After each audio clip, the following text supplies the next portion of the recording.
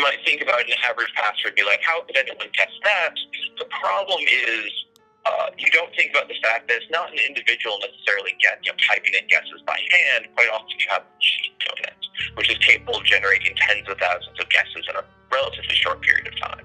So using strong passwords, strong, carefully made passwords, is a good first step. The next step is making sure that you don't recycle passwords. So you'll hear in the news about these breaches for Publishers Clearinghouse. LinkedIn had a breach that released a whole bunch of usernames and passwords. Sony's had them. You see these in the news where people say, oh, X many passwords got stolen. The problem is, if you've used a password in multiple locations, because human beings generally don't like to remember long, complicated, random strings, that is not something that we're good at.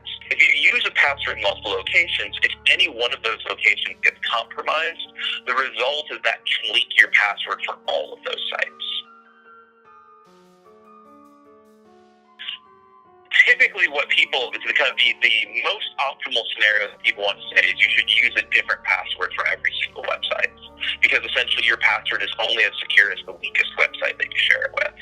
Obviously, if you think about the raw number of websites that you log into in a day, that's not exactly a tractable solution for many people.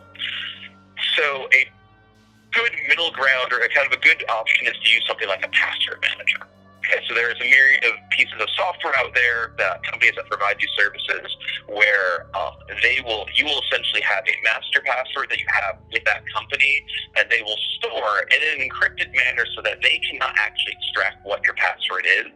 To make that abundantly clear, they don't actually hold your passwords in a way that is usable for them. So you will go to attempt to log into website X, Facebook, Twitter, whatever.